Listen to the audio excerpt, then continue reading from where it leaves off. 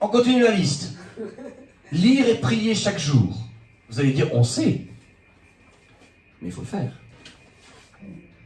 Il faut le faire. Et alors on est terrible envers nous-mêmes. C'est le jour où on va mal qu'on lit pas. Alors que c'est le jour où on va mal qu'il faudrait encore plus lire, jusqu'à ce que la paix de Dieu revienne. À genoux. On a toujours une bonne raison d'être à genoux, au moins quelques instants, chaque jour devant Dieu. Ne me dites pas si vous le faites ou vous ne le faites pas. Mais faites-le. Faites-le. Soyez chrétiens. Soyez chrétiennes. Amen. Oh, c'est rare les amen. Être poli. Beaucoup de chrétiens ne sont pas polis. Avoir une vraie repentance. On l'a déjà dit tout à l'heure. La plupart des chrétiens sont dans l'auto-justification. Oui, mais moi, vous ne pouvez pas comprendre. Oui, mais moi, c'est parce que... Mais devant Dieu, quand on arrivera devant lui, l'auto-justification, il n'y en aura pas. Il n'y en aura plus. La paresse, par exemple. Comment on fait? On reste paresseux ou on se réveille? Au travail, je vole ou je vole pas? Je suis à l'heure ou je suis pas à l'heure? Je suis un témoin ou je suis pas un témoin? Les fraudes silencieuses. On peut voler ici un peu, et puis par là un peu encore. Une chose toute simple, prendre soin de sa famille. Il ne faut pas grand-chose pour prendre soin de sa famille. Pas grand-chose, je vous assure. Une parole, une main sur l'épaule. Être attentif. Je donne un exemple tout simple. Jordan, c'est pourquoi il a montré sa rascasse? Il ne connaît pas son prénom. Ils n'ont pas été présentés. Mais il l'a pêché. Et on a été construit comme ça. Je fais, je partage. Il n'a pas été enfermé dans son garage. Peut-être. Mais on veut partager. On a besoin de partager. On a besoin. Parce qu'on a besoin de se sentir aimé. Prendre soin des autres. J'ai pas dit d'attendre que l'autre prenne soin de vous. Prendre soin, même si l'autre ne prend pas soin de vous. Il y a une personne ces derniers temps, j'ai été béni. J'ai plusieurs personnes ces derniers temps qui m'ont mal parlé. J'ai été copieusement béni. Et je prie pour ces frères et sœurs chaque jour. Et je dis, Seigneur, aide-moi à trouver la porte que je peux franchir pour leur faire du bien. Saint Augustin, on disait de lui qu'il rendait chaque jour en bonté le mal qu'on lui faisait. Il répondait par la bonté. Et je me suis souvenu qu'un des frères, ces derniers temps, avait fait quelque chose de bien quand on était en recherche de maison. Ça n'avait rien à voir avec le sujet. Rien. J'ai juste fait un petit SMS. Parce que je ne voulais pas téléphoner, je ne voulais pas prendre le risque qu'il soit peut-être pas bien ou envenimé. Et puis des fois, on essaye, quand j'étais plus jeune, je me suis pris pas mal de gamelles avec ça, où j'attendais pas assez et je rappelais la personne trop vite. Et puis la personne, l'eau chaude n'avait pas baissé. Donc, ça repartait, vous voyez. Et là, j'ai fait, vous savez, comme un petit chat, j'ai fait un petit SMS en disant, je voulais encore te dire merci. Quand tu recherchais la maison, je me souviens que tu as fait ça. Je voulais encore te dire merci. J'étais content. J'étais content. Prendre soin. L'empereur Titus a envahi Jérusalem. Sur ordre de Dieu. Il a détruit Jérusalem. Mais il avait un cœur. Et il disait une phrase en romain, en latin, tous les jours. Il disait tous les matins, Diem perditi. Qui en latin veut dire que je ne perde pas ma journée. Que je puisse faire du bien au moins à une personne. Gracier une personne. Encourager une personne. Amen. Vous savez, c'est une prière que je fais quasiment tous les jours. Diem perditi. Et pitié de moi, Seigneur. Et pitié de moi qu'au moins, je puisse faire au moins une chose de bien dans la journée pour quelqu'un. Au moins une. Et je guette, vous savez quoi? Je guette les minutes, je guette les heures. Je reçois beaucoup de fils, beaucoup de coups de fil. Beaucoup. Et je guette le moment où je vais pouvoir, ne serait-ce qu'écouter une personne. Aujourd'hui, j'écoutais un homme, sa femme, on vient de lui diagnostiquer un début d'Alzheimer. J'ai pas fait grand-chose, mais je l'ai écouté. Prendre soin de sa famille, prendre soin des autres, dire merci. C'est tellement bon de dire merci. C'est tellement bon.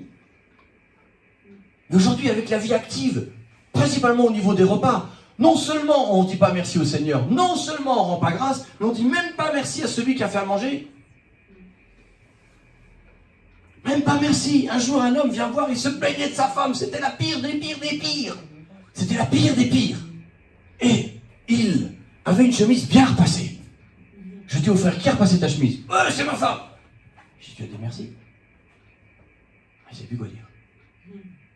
Dites merci. Amen. Amen.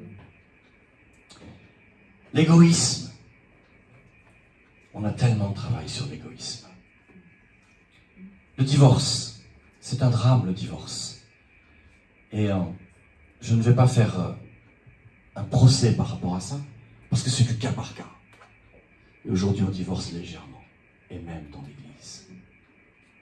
Et même des pasteurs vont aller jusqu'à dire, t'as divorcé, c'est pas grave.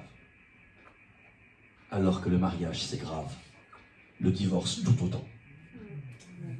Et on doit rester chrétien. On doit rester chrétien. Un jour, il y avait une femme ici, une jeune femme d'une trentaine d'années, dans l'autre salle, là, à côté, qui m'a dit, t'es un mauvais pasteur. Elle parlait anglais, heureusement, je ne comprenais pas tout. Ça faisait une insulte plus filtrée. Et bon, je ne saurais pas faire son accent, mais elle m'en a bien mis. Vous savez pourquoi? Elle vient dans l'église. Et elle me dit, ah, je suis très heureuse, et je voudrais que tu me bénisses parce que je sors avec un garçon. Je dis, il est chrétien? Ah non, mais c'est pas grave. Tu as des relations avec lui? Ah oui. Alors je lui explique que c'est mal. Et on prend un temps tous les deux. Et j'ai aimé ce moment parce que la présence de Dieu était forte. Et je lui ai montré les versets. Elle n'a rien dit, mais elle n'en pensait pas moins. Et puis, elle me rappelle quelques temps après en me disant, tu dois m'aider, c'est terrible. Je dis, qu'est-ce qui t'arrive?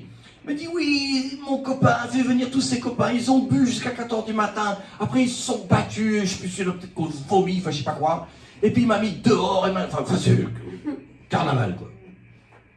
Je dis, ok, je t'aide. Prends ta valise, quitte-le, viens à l'église, je vais t'aider. Elle est venue sans la valise, mais alors, j'en ai pris. Oui, tu es ceci, tu es cela, tu es mauvais, tu es trop dur. Je dis, non ma fille, c'est la Bible. C'est la Bible. Amen. Donc le divorce, c'est comme le mariage. C'est une institution pour adultes. Beaucoup trop se sont mariés en étant des enfants. Amen. Le non-pardon. Oui, j'ai déjà pardonné, lui, maintenant c'est fini. Je ne pardonne plus. Il faut toujours pardonner. Pourquoi? Sinon, on arrive à la rancune. Dans notre liste, on a la rancune. La bouderie. Je boude. Et si tu n'es pas content que je boude, en plus, je peux crier. C'est terrible. Vous savez, beaucoup de personnes qui sont hypocondriaques, ça veut dire qu'elles ont toujours quelque chose de physique qui ne va pas. Toujours. Vous savez pourquoi? Parce que c'est une forme d'égoïsme, un repli sur soi, où je veux absolument que tout se centre sur moi. Et si j'ai mal la tête, c'est plus important que toutes vos maladies à vous.